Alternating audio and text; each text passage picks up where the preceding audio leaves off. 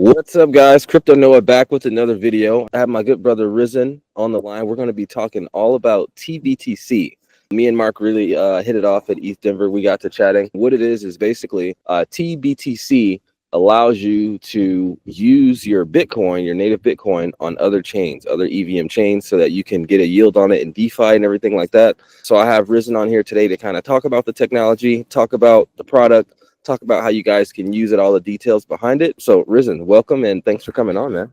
How you doing? Man, thanks for having me. Well, let's go ahead and get started with the interview. Normally how I do these, I like to, make an introduction. You and I were chatting. I think your story into crypto was really, really interesting. So if you wouldn't mind just telling people a little bit about you, how you got into crypto, and then how you found your way into TBTC. Yeah, so they actually made me do my life story at the offsite because all the threshold DAO people were there at ETH Denver, and we were sitting around the table, and it's a bunch of mostly young people, and I'm 46, so my tech journey has been really, really long. So as has my crypto journey. I got in 2011. Early. So, yeah, it was a fun time, but it's been quite a roller coaster since then. Ironically, it was a bank me to crypto. It was somebody, a buddy of mine that we grew up in the punk rock scene in Deep East Texas together, and then both moved to Dallas eventually. And we would go nerd out at the coffee shop at in the middle of the night and talk about tech crap. And he's like one of those nights. He's like, "Hey man, you ever heard of this Bitcoin thing?" And I had not. And he, like a good nerd, I had my little laptop with me while we were at the coffee shop. And he goes, "Well, I'll tell you what, pay for dinner, install the Bitcoin client on your laptop. I'll pay you my half in Bitcoin so you have something to play with." And I went ahead and did it. And I was pretty skeptical, but after a couple of weeks of playing with it, like everybody else, I've fallen down the rabbit hole with it, and kind of, obviously I'm still here. So, it took hold. But that was how I got my first half Bitcoin, was paying for eggs and coffee at a coffee shop. And Cool, man. And how did you end up at TBTC? I'm sure that was a crazy journey. Yeah, well, I mean, I've done everything in crypto. At the time when I got into it, I was I ran a company called Silicon Angle, started a TV show called The Cube, got pretty successful. Around 2015, I started my own creative tech agency, and we did a bunch of ICO era stuff. So I've really been kind of in the industry full time since then, in some shape, form, or fashion. I did a bunch of OTC work. I wound up getting involved with Free Ross DAO. That was kind of my first foray into digital first DAO organizations, and I wound up being the director of the ops pod, basically operations director for the organization. Did that for a few years, but I met Victor, who kind of does a lot of community work inside of Threshold DAO, as one of my OTC clients years and years and years ago. And he had kind of been following me, in my DAO journey and this sort of thing. And whenever the position opened up to come into TBTC, he's like, "Hey man, you're qualified for this. You should apply for it." And yeah, just kind of, I've been with them for almost a year now, and it's been a wild ride, a lot of fun. First week on the job was McLean, one of the original founders of the DAO, put forth a proposal to buy WBTC from BitGo and Justin Sun. Wow. So that was like, "Hey, enjoy this, your first week on the job." Ground running. Jeez. Yeah. That's cool, man. Okay, so now would you mind giving I know I did a little explainer at the beginning, but would you mind kind of telling people what TBTC is, and maybe show a little bit, share your screen and show a little bit as to how someone would go about using it? Yes, everybody understands what Bitcoin is, and they probably understand, even if they don't use this terminology, what a Bitcoin derivative is. So you've got the major players in the EVM ecosystem, really greater crypto ecosystem, are Wrapped Bitcoin, WBTC, and CBBTC. And then, of course, ours, which is TBTC. Every other Bitcoin derivative that exists so far and is still around, it functions on a simple principle of multi-sig wallet management. Meaning there's some mechanism by which you take your Bitcoin, you give it to somebody else, and they hand you this Bitcoin derivative that's issued from a central smart contract. But all your actual Bitcoin sits in a multi-sig wallet somewhere with a bunch of signers on it. And that's how it goes in and out.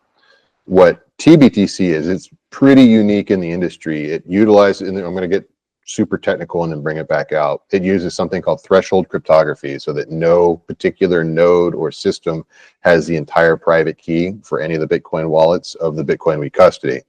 It's a system by which anytime Bitcoin comes into our wallets from mainnet or out of, there's got to be kind of a joint coordination that happens trustlessly, automatically, to assemble a key and make that transaction. What makes us particularly unique from a functional use perspective, aside from all the cool crypto, deep tech stuff, we're the only Bitcoin derivative on any chain that allows users, actual users, to transfer their mainnet Bitcoin to the chains where they want to go, Ethereum, Solana, Base, whatever, Arbitrum. Every other Bitcoin derivative, you've got to go to a DEX and hope the price is in your favor, or go to a centralized exchange and hope the price is in your favor. Hopefully, it's not too far out of whack. With ours, you can literally take your actual Bitcoin, run it through our bridge, and get, 1-to-1 the exact same amount of TBTC in your wallet. Nice. Okay, that's pretty epic. So in order to use it, I imagine, you just go on your guys' website, connect your Bitcoin wallet, and then if you want to bridge to Bitcoin, you just say how much and which chain, and then it just kind of goes there, pretty cut and dry. Yeah, so we're everywhere. We are partnered with Wormhole, so anywhere Wormhole has a bridge, you can find our stuff, which means we're even outside the EVM on other either parallel L2s or things like Solana has TBTC on it. But we have the ability to natively mint on Ethereum Base.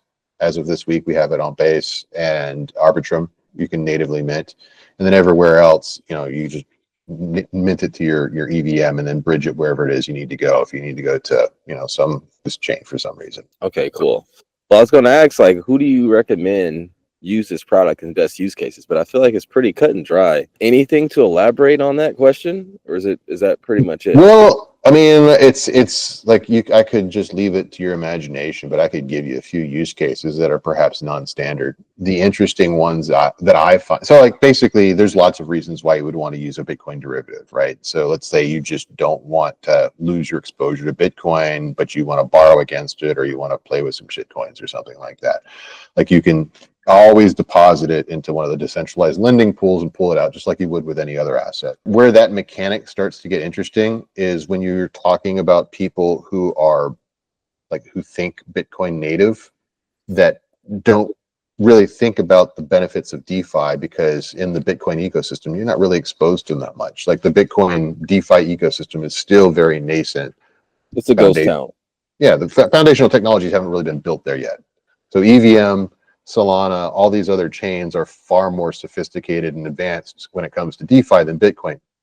But if you're, say, a Bitcoin miner, you're still thinking in terms of your P&L sheet's probably thinking in terms of how much Bitcoin have I accumulated, not how many dollars have I accumulated. Otherwise, why are you really in Bitcoin mining? So what we offer, it's almost like a guarantee that you're not going to be rugged on your Bitcoin.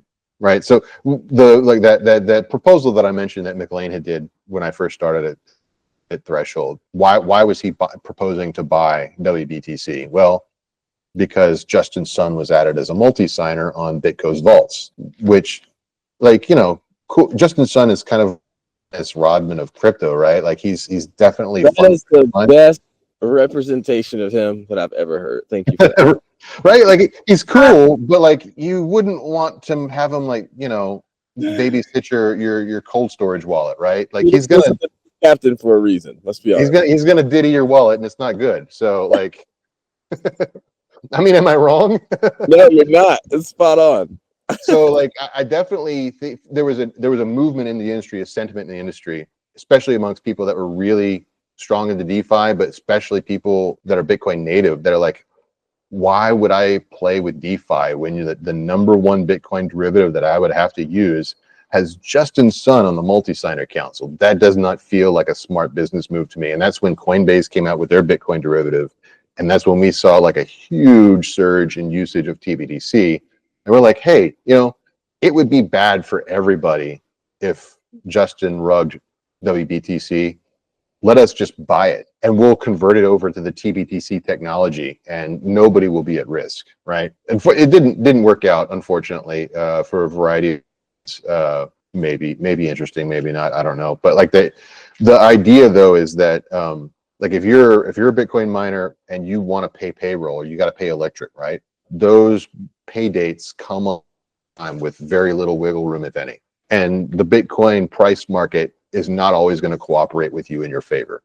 But if you have a sense of things, of where like the near-term market is going to be going, it makes sense for you to either want to liquidate it if you're up, right? You can always liquidate it and make payments, which is the default position anyway, but also have the option to borrow against it if you feel like Bitcoin is temporarily down, but it's going to be up again in 2 or 3 weeks or a month or 6 months or whatever your time expectation is, right?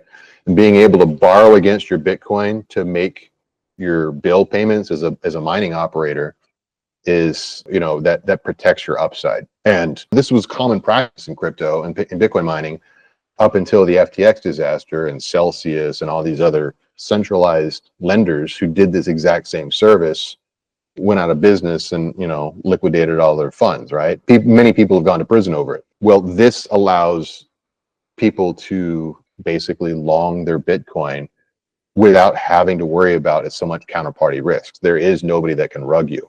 If you look at the history of decentralized lending, or like any of these hacks that have occurred where someone has extracted funds from these lending protocols, no users have been in a position where they haven't been made whole, like, which is in stark contrast to CeFi. Some of them have performed okay and many of them have not. So and many people, even exchanges, these DeFi like AAVE or Compound have had some type of exposure to either an exploit or a rug of some type of situation. Users are able to be made whole. Like, the system is resilient enough. Nice. And that's the things that makes our product unique in the market, is it's a severe reduction in counterparty risk for all the alternatives for that type of any of the situations where these decentralized lending protocols have had any type of exploit or whatever. There's been no loss of user funds. Users were not in a position where they were not made whole. There have been hacks, there have been exchange hacks and DeFi lending protocol hacks or exploits, but there's never been a situation in the history of DeFi where users of those systems have not been made whole, and where the platform or the protocol itself wasn't resilient enough to cover those losses. And so that's a pretty big upgrade from what that particular industry has had to experience in the past. Okay. No, that's a great explanation. If I came to you and I'm like, yeah, man, I got all this BTC, I want to start getting a yield on it. The markets are kind of choppy. I want to get a yield on my Bitcoin. What would you tell me in regards to the risk associated with using TBTC? I know it's a much safer way to bridge and get native Bitcoin, but how would you explain the risk involved to me? All right, so you've got to. I'm going to assume that if you're asking this question, you're techie enough to understand counterparty risk and DeFi ideas like bridging and lending. Okay, and so I would say, just as a rule of thumb, it's not universally true, but as a rule of thumb, every transaction that you do to get to that yield in between bridging your Bitcoin over through TBTC wherever it's in the final stage, you got to accept some amount of counterparty risk, because every contract that you interact with is usually giving you some type of derivative token to represent the position you're taking, right? So I'll give you a clear example of what I mean by that. So when your Bitcoin is your actual asset, right? You bridge it over into TBTC, there is some counterparty risk. Nuclear war happens and all the nodes that are on TBTC, get destroyed. There's no way to redeem it, right? There's like extreme catastrophic counterparty risk, but that's like very, very low, right? The next stage is, okay, where are you minting to, right? So are you minting to EVM mainnet or Arbitrum or Base, places where we have native minting? In those situations, you're taking on the counterparty risk of the protocols themselves. So is Ethereum solid? Is arbitrum solid? Is base solid? Right?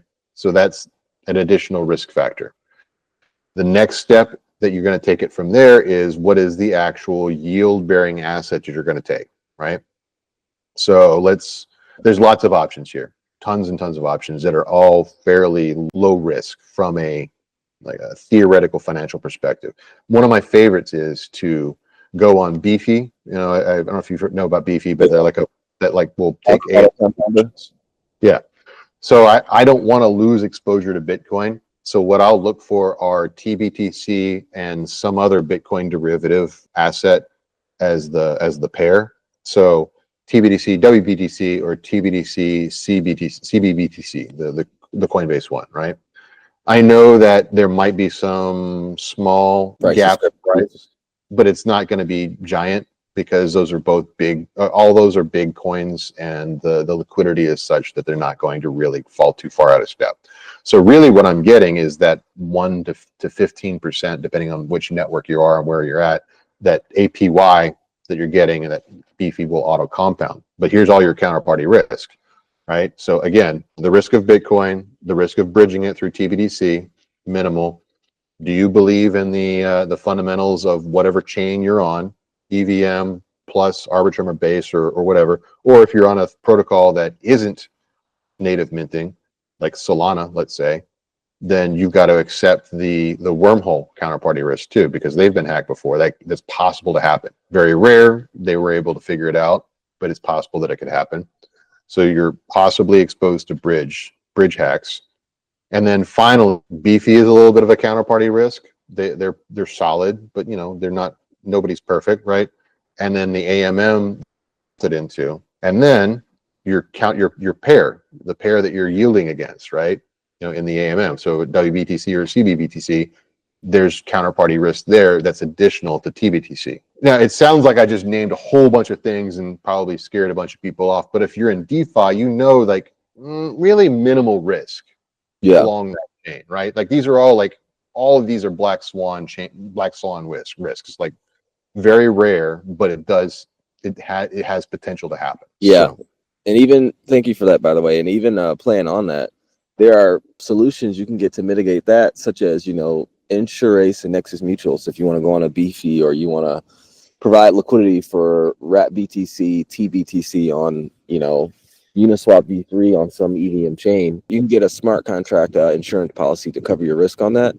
And the cool thing about providing TBTC, CBTC in a liquidity pool is that, because I want people to really dissect that. It's almost like a single site staking. It's just like providing liquidity for USDC and USDT. Like it might move up and down here and there, but they're both pegged at $1, just like both Bitcoin derivatives are paired, matched, whatever you want to call it, with the price of Bitcoin. So I think that's pretty awesome. So thanks for that. And then, so one more thing. I know you guys have been around for a while. What's your guys' TVL? You guys have to be moving, or had to have moved, a lot of money through your guys' rails by now. I think it's like 1.4 or 1.2 billion that's been bridged in and out. Last I looked, it was close to the 1 bill TVL. I haven't looked since before ETH Denver, so I assume it's still in that neighborhood. But yeah, we're the smallest of the bigs, as I like to put it. That's what EMC used to say about themselves before Dell bought them. In terms of the Bitcoin derivatives, we're the smallest of the bigs, but we're definitely in the bigs. We're in the big leagues in terms of Bitcoin derivatives. I still got the big wigs on. I hear that. Yeah. And then we were number 2. It was easy to say we were number 2 for a long time, and then Coinbase decided to just drop its Bitcoin into the game. So yeah, that'll do it. Yeah. Okay. And then my last question is, do you guys have any announcements or partnerships that you guys have just set in stone, haven't announced, in the works, or anything else that you want to share just in general? I mean, speaking of Coinbase, Base native minting, that was literally yesterday. I mean, it's been kind of in the works for about, I don't know, 4 months. It seems like forever, but they finally kind of whatever needed to line up in the constellations, we decided to do the announcement yesterday. And so we have native minting, of course, on EVM, on Arbitrum has been out for a while, and then Base as of yesterday. So you don't have to go through Wormhole or any other bridging technologies to get to Base. You can just go straight from Bitcoin mainnet to Base. Nice. Congrats on that, man. That's big stuff. Cool, man. I'm gonna play with you guys' stuff. I've had the shirt for a while. Like I said, you guys have the best shirts that I've seen there, I think. I should have, I was gonna wear it, but I got them all a little too small, so my kids and my wife stole my magical internet money wizard shirts. So yeah, I was gonna wear mine too, but it's freezing in the shade, man. I didn't want to just be like a glare. So yeah, next time, man. Once you guys have more updates, you guys are always welcome back on the channel. for sure. On and where can people find you on Twitter? I'll put it in the description as well. Yeah, I'm really easy. I'm at RIZZN Risen, and that's where I am most platforms. It's either Risen or actually Risen. So if you want to, but all that stuff is in my bio. So it's just go to Twitter, x.com/Risen, find me there. Sweet, man. Like I said, you guys are always welcome back on the channel. I love what you guys are doing, especially for the miners. That's huge. Yeah, you guys keep shipping, and looking forward to chatting again in the future. Absolutely. Thanks for having me. No problem.